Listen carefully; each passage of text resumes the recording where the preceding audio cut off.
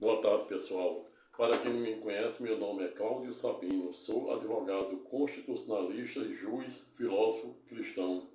Hoje, notadamente, dia 2 de agosto de 2023, 12h15, portanto, início de tarde, resolvi compartilhar com os senhores e senhoras, desde já dando as boas-vindas ao presente canal da Cidadania, convidando-os a se inscrever no presente canal. Se gostar do presente vídeo, compartilhe com o maior número de pessoas, dê o seu like e, se sentir à vontade, deixe o seu comentário de forma educada, respeitosa e elegante. Dito isto, já comunico o título do nosso estudo de hoje, a saber, abre aspas, injustiça epistêmica, sob a perspectiva dos direitos afirmativos e à luz da jurisprudência do STJ e do Excelso Supremo Tribunal Federal, que no dia de ontem, ou seja, dia 1º de agosto, deu exemplo e fez justiça em prol das mulheres que diariamente, ao longo do tempo, vem sofrendo das mais diversas e nocivas violências domésticas, familiar, assédio sexual, assédio moral, assédio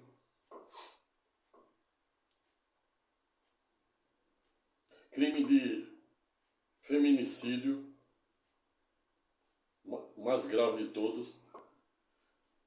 pelo qual o agressor mata a companheira simplesmente porque é traído ou porque de alguma forma não concorda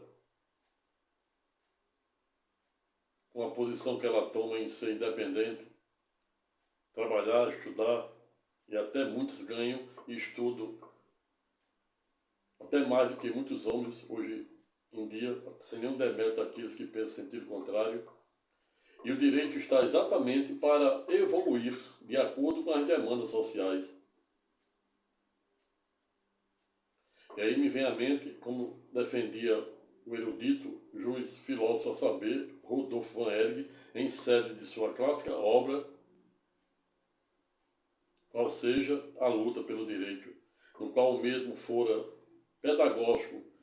em dizer, abre aspas, que o direito nasce, vive e perece, e ainda elucidou que o direito que não se exercita e não se rejuvenesce está fadado a cair na decadência e na ineficácia e, portanto, não ser merecedor de ser chamado direito.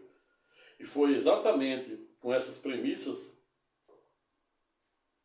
que o Supremo Tribunal Federal, no dia de ontem, na abertura da segunda sessão do presente ano, logo após o seu primeiro recesso, por unanimidade de seus membros, não olvidara em declarar inconstitucional e ilícito, portanto, o dispositivo do Código Penal e do Código de Processo Penal que vinha desde idos de sua existência, a saber, 4 décadas, ou seja, de idos de 1940, permitindo o Instituto da Legítima Defesa para os mais diversos, deletérios e nocivos crimes de assédio sexual, assédio moral, em especial aos crimes de feminicídio, cuja competência é do Tribunal do Júri. E foi exatamente com essas premissas que o Supremo Tribunal Federal, no dia de ontem, ou seja, 1º de agosto de 2023, por unanimidade de seus membros, declarara inconstitucional e ilícito, portanto, o Instituto da Legítima Defesa da Honra dos acusados em praticar crime de feminicídio.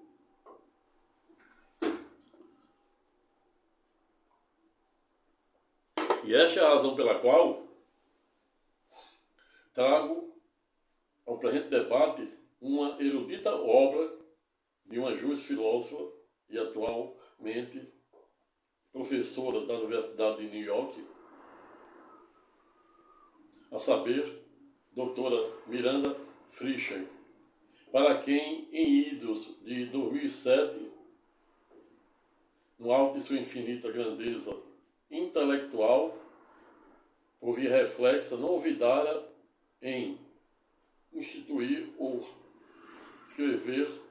a tese, abre aspas, da injustiça epistêmica sob o aspecto testemunhal e hermenêutico, fecha aspas. E é exatamente com base na tese de Miranda Frischer, da filósofa britânica e atualmente, salvo o melhor juízo, é professora da Universidade de Nova York, que vem de um tempo para cá tomando a pauta do STJ e ontem do Supremo Tribunal Federal, que não olvidara em tutelar o direito, fazendo uma interpretação conforme a Constituição, para orientar a aplicação do Instituto do Código de Processo Penal de 1940, combinado com o Código de Processo Penal também, em relação ao Instituto da Legítima Defesa, notadamente no que aduz os crimes de feminicídio de competência do Tribunal do Júri. Em ato contínuo, o Supremo Tribunal Federal, na mesma sentada, disse que, dado o julgamento, ao revés, não teria o condão de ferir a rigidez do clássico Tribunal de Júri, que hoje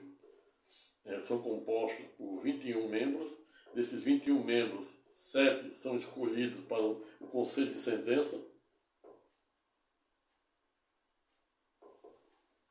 para julgar os crimes contra a vida.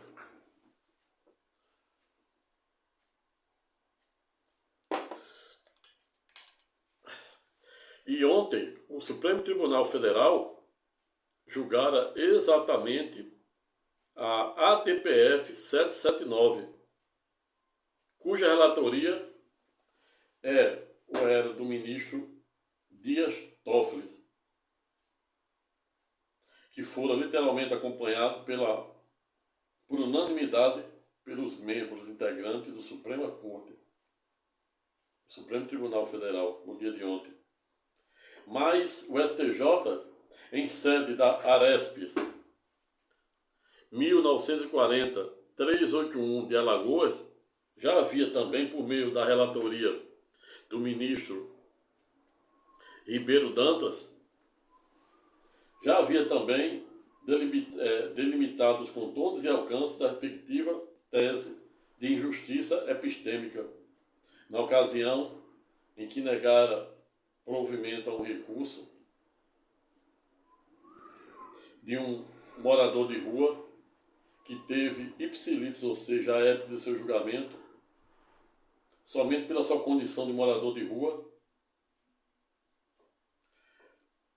os seus elementos probatórios, as suas razões probatórias, ipsilítis ignoradas. E é exatamente aí que entra a tese de Miranda Frischer, da filósofa britânica, que dividiu a respectiva tese de doutorado em dois viés, a saber, testemunhal e hermenêutico. Quando Miranda Frischer fala da injustiça epistêmica sob a perspectiva hermenêutica, por óbvio que ela está falando de uma espécie de lacuna existente no ordenamento jurídico que deixa de tutelar determinadas políticas públicas e, por via reflexa, os mais diversos direitos sensíveis inerentes à dignidade da pessoa humana. E foi exatamente com base no princípio da dignidade da pessoa humana que o Supremo Tribunal Federal, no dia de ontem, ou seja, dia 1º de agosto de 2023, em ato contínuo, não olvidara em declarar inconstitucional o dispositivo da legítima defesa da honra daqueles supostos agressores e, por que não dizer, acusados de crime hediondo de feminicídio. E aí chama atenção no voto do respectivo julgamento de ontem o fundamento utilizado por Carmen Lúcia e a ministra Rosa Weber, no sentido de dizer que não se pode admitir condutas medievais obsoletas de um mundo patriarcal que permite violentar e até mesmo matar suas companheiras simplesmente em razão de sua identidade, simplesmente em razão de não concordar com a eventual decisão da mesma ter a sua independência financeira, a sua independência intelectual, a sua independência cultural, profissional e etc. E não à toa hoje existe estatística apontando que as mulheres prorrogaram até o projeto de ter filhos para estudar mais e poder adentrar no mercado de trabalho, inclusive em que pese em profissões que antes somente eram permitidas para os homens.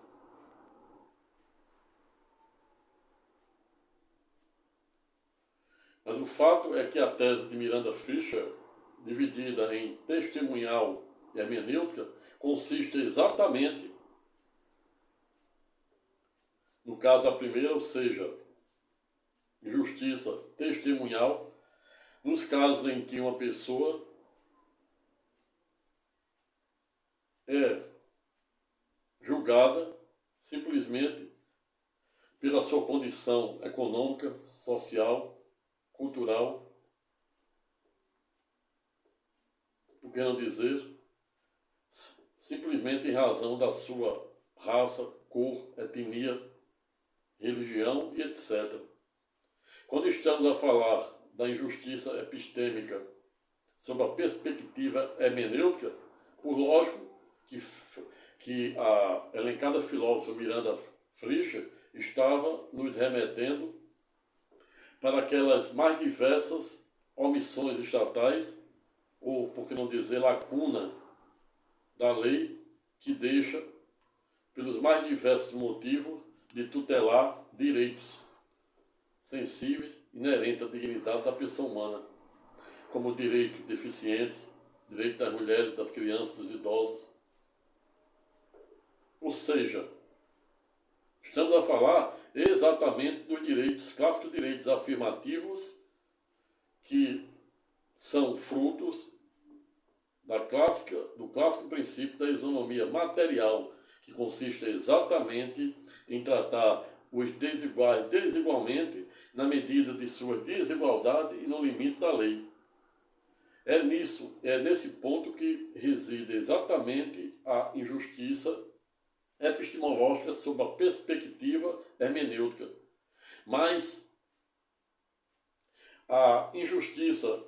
epistemológica sob o aspecto testemunhal, ela existe nos mais diversos setores. Notadamente quando observamos no direito penal, muitas pessoas pobres sendo ipsilite julgadas simplesmente pela sua cor, pela sua condição social, econômica, cultural, cuja maioria é pobre, não tem grau de instrução e são ipsilite discriminados, ou seja, na maior parte das vezes, salvo aqueles que têm alguma condição de contratar um advogado,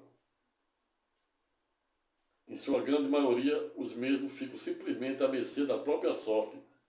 E é aí onde entra em ação a tese da injustiça epistêmica sob a perspectiva testemunhal e hermenêutico. Apenas para se ter ideia, o STJ, em idos de 2019, aprovaram a clássica súmula 377, disciplinando a clássica visão monocular. Houve a omissão nesse lapso temporal de 2019 até de 2009 até os dias atuais, até 10 anos após a que fora ser implementada ou aprovada pelo Congresso Nacional a lei para tutelar os portadores de visão monocular, que dantes vinha sendo reconhecido por alguns estados nas legislações estaduais, mas somente em 2019, pela lei 1615, é que o Congresso referenda e aprova a clássica lei dos portadores de visão monocular. Veio, portanto, que houve aí, entre a aprovação da súmula 377 do STJ, que vinha permitir até uma espécie de direito subjetivo para os candidatos portadores de visão monocular para imposto de renda, isenção para imposto de renda, isenção inclusive, para imposto de renda existia uma legislação já específica, mas para concurso, até a instituição da súmula 377, 2009 para 2013, em que pese não havia previsão para portadores de visão monocular. E doravante, por meio da súmula 377 do STJ, os portadores de visão monocular vêm tendo direito subjetivo a concorrer a vagas de concurso público como deficientes. Em idos de 2019, por meio da Lei 1615, o Congresso Nacional, no governo do ex-presidente, a saber, Sua Excelência Jair Messias Bolsonaro, por influência até de sua digníssima esposa, Michele, consegue e aprova, e por via reflexo ele sanciona a elencada Lei 1615 de 2019 para reconhecer como deficiente todo portador de visão monocular. Vejo, portanto, a importância de dada temática que vem sendo reaberto o discurso, primeiro pelo STJ e ontem pacificado pelo Supremo Tribunal Federal em sede do julgamento da ADPF 779, que por unanimidade de seus membros julgou inconstitucional o Instituto da Legítima Defesa da honra daqueles que praticam o crime de feminicídio ato contínuo, fazendo uma interpretação conforme a Constituição, com base no princípio da dignidade da pessoa humana, em especial no voto da ministra Rosa Weber, que chegou a dizer que não vivemos mais em uma cultura patriarcal, arcaica, vivemos num Estado democrático de direito, onde deve prevalecer o princípio da dignidade da pessoa humana. Carmen Lúcia cita em seu fundamento de voto questão do machismo que ao longo do tempo fora herdado pelas culturas dos nossos pais, e faz com que alguns homens pratiquem os mais diversos crimes contra a dignidade da pessoa humana, contra a integridade física, moral e psicológica de suas companheiras.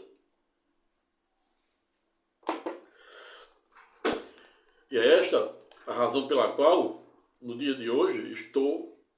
compartilhando com os senhores e senhoras a tese e trazendo para o presente debate a tese da injustiça epistêmica sob a perspectiva testemunhal e hermenêutica. Somente para se ter uma ideia da tese da injustiça epistêmica sob a perspectiva hermenêutica, quando falamos de perspectiva hermenêutica, não somente devemos pensar em lacuna de lei na implementação de política pública pelo Parlamento, pelo Poder Executivo, mas também quando determinada pessoa deixa de ter seu direito tutelado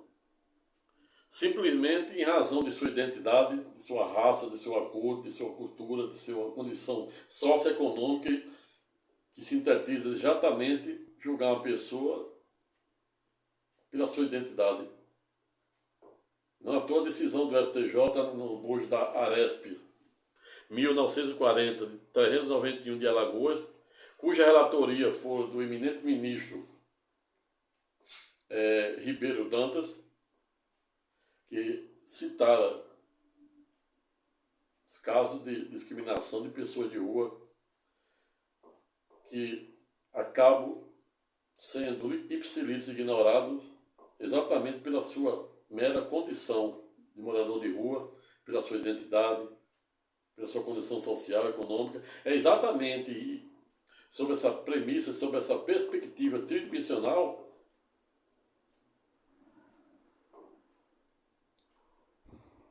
que a tese da injustiça epistêmica da lavra da erudita filósofa britânica, a saber, Miranda Frischer, defende.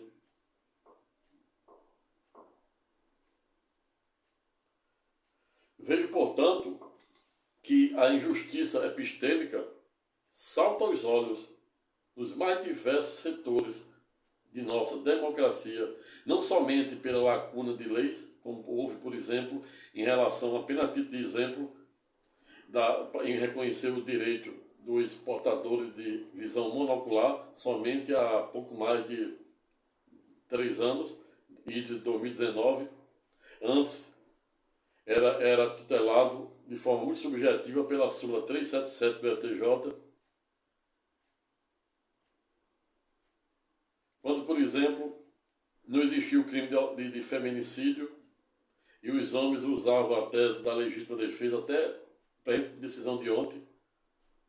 até mesmo para tentar se esquivar de um crime hediondo, como é o homicídio, que hoje é considerado como feminicídio com base nas políticas afirmativas. Mas o fato é que com a decisão de ontem do Supremo Tribunal Federal, que tira o chapéu, pois a decisão de ontem é um verdadeiro desagravo para todas as mulheres que diariamente sofrem os mais diversos e odiosos, por que não dizer nocivos, tipos de violência doméstica, familiar, física, moral e psíquica. A decisão de ontem pacifica os tribunais, em especial o Tribunal de Júri, orienta o Tribunal de Júri, composto por 21 membros que representam a população. Desses 21, são sorteados 7 para ser parte integrante do Conselho de Sentença, dirigido e ministrado por um juiz togado.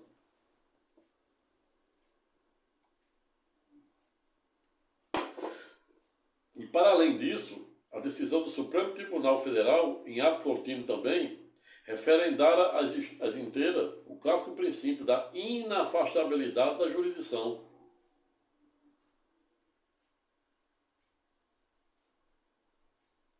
que, na maioria das vezes, sob a perspectiva tridimensional do direito, acaba praticando as mais diversas injustiças epistêmicas, simplesmente em condição da cor, da identidade da pessoa, da condição social, cultural, financeira, econômica. Processos de pessoas notadamente na área do direito penal, pessoas, uma grande parte das pessoas que estão presas, até mesmo antes da instituição, da implementação pelo CNJ, salve o melhor juiz na época que o ex-ministro Lewandowski era presidente do CNJ, depois o ministro Toffoli também, que foi instituído, o Joaquim Barbosa também passaram pelo CNJ, instituíram e ambos, ao longo da história, reforçaram a clássica audiência de custódia, que em tese também acaba gerando outra injustiça epistêmica, quando, por exemplo, determinado juiz, sem nenhum demérito nenhum deles, até porque quem instituíram foi o STJ, mas Jesus já falava em se conciliar. Mas, na verdade, as clássicas audiências de custódias teve como maior motivação a questão do sistema carcerário ipsilis, ou seja, literalmente lotados. Não à toa, existe uma obra do erudito cardiologista, palestrante, a saber, doutor, neurocientista, doutor, cardiologista, sabe? Doutor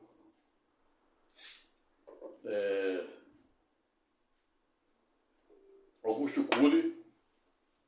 best-seller, doutor Augusto Cury, professor e palestrante, doutor Augusto Cury, que escreveu uma obra, Os Cárceres Mentais, a ponto de dizer que no mundo existe mais prisioneiro por trás de uma... existe mais carcereiros ou prisioneiros mentais do que propriamente prisioneiro por trás de uma grade de ferro. Mas isso é outra coisa que irei tratar e verticalizar sobre essa perspectiva tridimensional e multifocal à luz da tese do eminente professor doutor Augusto Cury. Mas o fato é que as clássicas audiências de custódia sem nenhum demérito a quem as instituíra, vem servindo para desafogar um pouco o sistema carcerário, que não dá conta de tanto preso. Muitos, até mesmo sem acusação, presos provisórios, por falta de uma estrutura na Defensoria Pública maior, por a maior parte desses presos não ter condições de pagar um advogado particular. E aí também se enquadra na clássica injustiça epistêmica, em que as pessoas se encontram presas, não obstante não ter sequer acusação, e pior ainda, julgamento e ulterior trânsito julgado, como também já ficara literalmente pacificado pelo Supremo Tribunal Federal,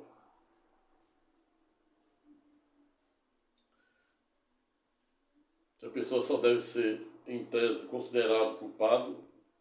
após o trânsito julgado, que se dá exatamente, que pode se dar no Supremo Tribunal Federal, ou também pode, trânsito julgado pode se dar no primeiro grau, no segundo, terceiro. O fato é que, segundo a decisão que ficará pacificada no Supremo Tribunal Federal, só pode ser considerado em tese culpado aqueles que tiver condenação penal transitada e julgado. Não obstante, antes da última decisão, o próprio Supremo ter mitigado ou relativizado dados postulados processuais no sentido de garantir até o segundo grau, por uma decisão colegiada, mas fora reformada há 2, 3 anos. E o que vale hoje é que a sentença penal condenatória, para gerar seu efeito, salvo os efeitos cautelares, é claro que pode ser imediato, a depender do contexto, a depender dos pressupostos do artigo 312 do Código Penal, Ao revés, somente pode ser cumprido em sua plenitude após o devido trânsito em julgado. Esta é a razão pela qual já parto para a conclusão do presente estudo temático no sentido de dizer e enaltecer a importância da tese da erudita juiz-filósofa britânica saber Miranda Frisch, para quem, à época, em idos de 2007, não olvidara em escrever a tese da injustiça epistêmica sob a perspectiva testemunhal, que é naqueles casos em que a pessoa sofre injustiça pela sua mera condição social, econômica, financeira, cultural,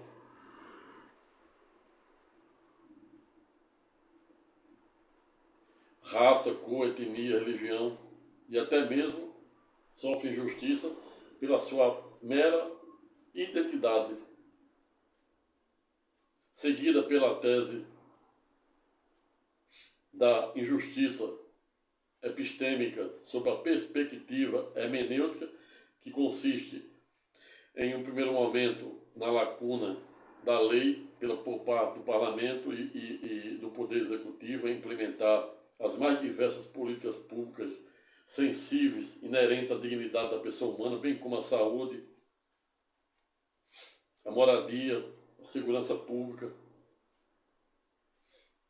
direitos dos deficientes, direitos dos idosos, das mulheres, das crianças, dos apátridas, dos refugiados e etc. Em todos esses contextos,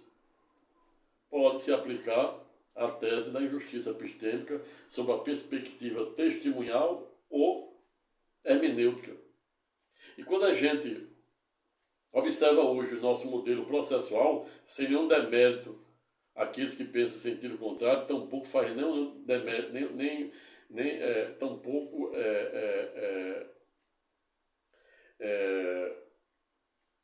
fazer nenhum demérito àqueles que pensam em sentido contrário.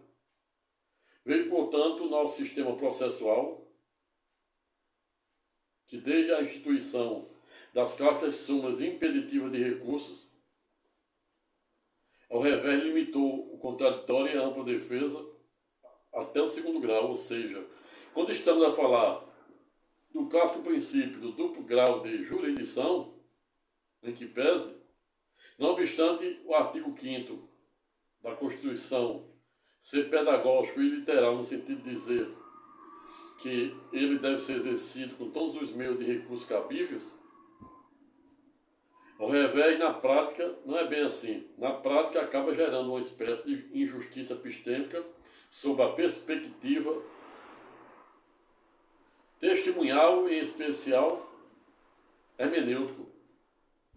Quando existem as impugnações específicas, o advogado pode fazer e é ipsilis ignorado, e aí, nesse caso, não somente o constituinte passa a sofrer injustiça epistêmica, como por via reflexa também as próprias prerrogativas do advogado, ato contínuo violando esse postulado do artigo 133 da Carta da República, e por via reflexa também o artigo 131, 132, 134, 135, estamos a falar dos advogados públicos, advogados da AGU, os defensores públicos, 134, 135, o advogado particular, 133, que não obstante ser o único profissional, sem nenhum demérito aos demais, que tem assento constitucional, outro sim por via reflexa, o artigo 133 diz que o advogado é indispensável à administração da justiça. Já o defensor público é indispensável à jurisdição do Estado, exatamente pelo mesmo que você faz parte do corpo do Estado. Veja, portanto, que esse tema, não obstante sensível, ele está espalhado e deve se aplicar nas mais diversas temáticas da área da justiça. Quando, por exemplo, um processo é julgado pela mera condição da pessoa uma morador de rua, uma pessoa negra, parda, pobre, tudo isso se aplica à injustiça epistêmica, que não à toa o STJ reconhecendo, sob a perspectiva de um caso concreto, de um morador de rua reconhecera a tese por meio do ministro Ribeiro Dantas em sede da Aresp 1940-381 de Alagoas. E ontem, o Supremo Tribunal Federal, por meio da ADPF 779, referendara as inteiras a respectiva tese de Miranda Frisch, que não obstante ter mais de uma década de sua instituição, de sua criação, parece que foi feito ontem para se aplicar hoje. Exatamente provando porque o que dizia o erudito e transcendental filósofo, a saber, Rudolf von Ehring, em sede de sua erudita obra, A Luta pelo Direito, que o direito nasce, vive e perece, e ainda elucidou que o direito que não se exercita e não se rejuvenesce está fadado a cair na ineficácia e na decadência, e, portanto, não ser merecedor de ser chamado de direito. Foi, portanto, que a tese filosófica de Rudolf von Ehring vai ao encontro da tese de Miranda Frisch, e mais ainda, referendada ontem pelo Supremo Tribunal Federal no bojo do julgamento da DPF 779, cujos ministros, por unanimidade, julgaram inconstitucional o Instituto da Legítima Defesa, da honra dos agressores e autores dos crimes de feminicídio. E apenas para aqueles que, em tese, não sabem, a decisão do Supremo referendo exatamente aquelas hipóteses em que, por exemplo, somente para você que não é da área do direito entender o que eu estou dizendo, e o que significa os contornos e alcances da decisão tomada ontem pelo Supremo Tribunal Federal, por unanimidade dos ministros da Corte, no bojo da ADPF 779. Veja um exemplo, portanto, um caso concreto em que você é casado, está viajando, marinheiro viaja muito, petroleiro, e a mulher às vezes fica embarcado 15 dias, o marinheiro mais às vezes, e volta, é surpreendido com a sua mulher traindo. E aí você perde a cabeça, que não é jamais para perder,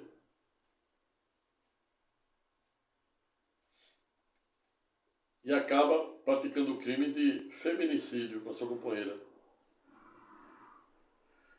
Até ontem,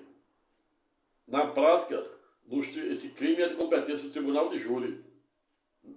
E aí, o corpo de jurado, que é composto por 7 pessoas que representam a sociedade, são chamados, considerados juízes leigos. Não obstante, existe um juiz togado que preside a sessão. Grande parte, ou na grande maioria, eles acabavam admitindo e acolhendo a tese dos mais diversos advogados criminalistas, sem nenhum demérito ao mesmo. Eles estavam fazendo seu trabalho de forma legítima, até porque não existia ainda a decisão do Supremo, que foi tomada ontem no bojo da ADPF, e vinha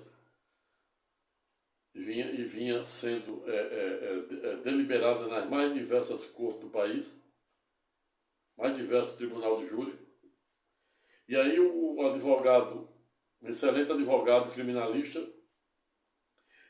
utilizava a tese da legítima defesa, da honra do suposto marido traído, para tentar absolver. E vinham absolvendo muitos brilhantes advogados criminalistas, colegas advogados, vinham conseguindo absolver muitos clientes até o presente momento. O fato é que, com a decisão do Supremo de ontem, que julgou inconstitucional a aplicação de dado instituto, delimitando os contornos e alcance do Código Penal e do CPC, no que aduz os respectivos institutos da legítima defesa, da honra, ao revés, não pode ser mais aplicado, pois o Supremo disse ser ipsilis, ou seja, inconstitucional, por se tratar de uma espécie de prova ilícita, de uma defesa em tese, de uma legítima defesa ilícita. E não à toa existe no ordenamento jurídico, notadamente na lei de introdução do direito brasileiro, que ninguém pode se eximir de cumprir a lei alegando desconhecê-la, assim também como existe outro instituto do direito penal, que é que ninguém pode se valer da própria torpeza. Eu me lembrei de um caso da época de universidade, em que determinada pessoa estava colando da prova de outro colega, e o professor pega essa aluna colando, e na hora que ela é pega colando, ipsiliza a prova do outro, e por incrível que pareça, ela tirou a nota igual ao outro, que o outro era o outro era um ninja, o outro era um oráculo, que só tirava 10. E essa colega, essa suposta aluna, colando a prova do colega, tirou 10 também, e aí ficou, quando o professor descobriu, 2 10 parecidos aqui, desconfiou, e aí a elencada pessoa, a elencada aluna, disse que ele que tinha colado dela. Só para você ter ideia do que significa se valer da própria torpeza, que já, desde o primórdio do direito penal e da ordem jurídica interna, já existia. Ou seja, ninguém pode se valer da própria torpeza. É a mesma coisa quando um pai pergunta a um filho se ele cometeu determinado ato ilícito, cometeu determinada coisa errada. E se o filho disser, não papai, não fiz, acredite na inocência dele, pois Jesus nos ensina assim. Mas se ele disser o senhor prova, aí é como em tese ele estivesse podendo se valer da própria torpeza. E aí você não vai dormir com isso. Investigue. Onde há fumaça, há fogo. São exatamente por conta dessas pequenas coisas, pequenos delitos, que não são combatidos na origem, logo na infância, é que eles vão crescendo e se tornam nos crimes hediondos, de homicídios, de feminicídio, como o Supremo julgou no dia de ontem, improbidade das mais diversas, onde quem está no topo do poder para dar exemplo e dão os piores exemplos.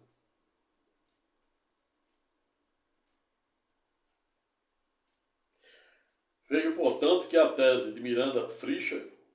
filósofa britânica e professor da Universidade de Nova York, alhures, objeto do presente estudo, e ontem referendadas inteiras pelo Supremo Tribunal Federal no bojo do julgamento da ADPF 779, cuja relatoria fora do eminente ministro Dias Toffoli, referendas inteiras a tese que parece que foi feito ontem para utilizar hoje, da erudita, justa filósofa, a saber, a britânica Miranda Frischer, para quem a tenho na minha mais alta conta. Razão pela qual finalizo o presente estudo temático no sentido de dizer que a injustiça epistêmica, sob a perspectiva testemunhal e hermenêutica, portanto, com efeito, para além de ferir e julgar de morte os postulados da dignidade da pessoa humana, suprimir direito, provocar as mais diversas espécies de discriminação, somente em razão da condição, da cor, da raça, da etnia, da ideologia, da situação socioeconômica, orientação sexual, que é diverso de opção sexual, em que pese também serve de uma espécie de obstáculo epistemológico de acesso à justiça, por via reflexa, ferindo e julgando de morte o clássico princípio da inafastabilidade da jurisdição, combinado com o clássico princípio sensível da dignidade da pessoa humana. Pessoal, vou ficando por aqui. Espero que tenha contribuído de alguma forma para o debate. Não tive nem tenho a intenção de esgotar a matéria. Tampouco faz nenhum demérito àqueles que, por algum viés ideológico, filosófico, político e jurídico, ao revés, pensam em sentido contrário, pois isso é democracia. Mas o fato é que a tese da erudita justa filósofa saber Miranda Fleischer, que atualmente também, salvo meu juízo, ocupa uma cátedra na Universidade de Nova York, em que pese, para além de ser transcendental, a mesma referenda às inteiras do direito à dignidade da pessoa humana, o princípio do devido processo legal,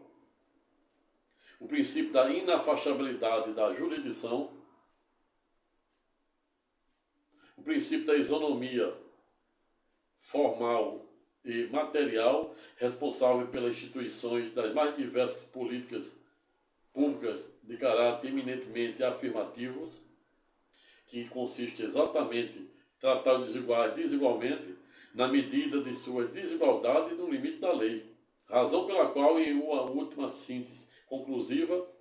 me declino no sentido de dizer que a tese da lavra da eminente professora justa filósofa britânica saber Miranda Fleischer, em sede da injustiça epistêmica, deve ocupar o palco do debate jurídico acadêmico e, por que não dizer, também deve ocupar o palco das mais diversas e legítimas defesas que nós, advogados, doravante devemos fazer. E não à toa já venho, há um certo tempo, utilizando no bojo das minhas teses de defesa, notadamente a última no bojo de 2 recursos especiais em sede da instância de superposição, o extraordinário do STJ, justamente no sentido de compará-la às clássicas súmulas imperativas de recurso, que acaba gerando uma injustiça epistêmica sob o efeito hermenêutico e, em tese também, em determinado momento, sob a perspectiva testemunhal, onde apenas hoje, em que pese, somente 5% dos advogados conseguem ter um recurso conhecido, não é nem provido, conhecido nas instâncias extraordinárias de superposição, exatamente pelo formalismo exacerbado otorgado pelas clássicas súmulas impeditivas de recurso, tanto do STJ como do Supremo Tribunal Federal, sem nenhum demérito aos mesmos, porque isso foram instituídas em um primeiro momento com o objetivo de dar aso e efetividade ao clássico princípio da razoável duração do processo, otorgado por uma das maiores emendas constitucional, a saber, emenda 45 de 2004, que eu entendo ter sido uma das maiores reformas do Poder Judiciário de todos os tempos, que otorgada por via reflexa o inciso 78, o artigo 5º, que trata exatamente do princípio da razoável duração do processo, e o artigo, salvo o juiz, o artigo 3º do não CPC de Fux de 2015, referenda as inteiras o elencado princípio. Vejo, portanto, que o direito tem que avançar, como dizia Rudolf von Ehring. O direito, a sociedade avança, as demandas sociais avançam, e o direito também tem que se rejuvenescer para não ser somente mais um no meio da multidão. E, para além disso, o direito que não se exercita e não se rejuvenesce está fadado a cair na ineficácia e na decadência e, portanto, não ser merecedor de ser chamado de direito. Fico por aqui mais uma vez, espero que tenha gostado. Se gostado do presente vídeo aula se inscreva no presente canal, compartilhe o presente vídeo com o maior número de pessoas, dê o seu like e, se sentir à vontade, deixe o seu comentário a fim de que eu possa melhorar o conteúdo, a didática e, em especial, continuar a me motivar a realizar estes videoaulas de forma gratuita para diariamente poder compartilhar com os senhores e senhoras. Até a próxima e fique com Deus.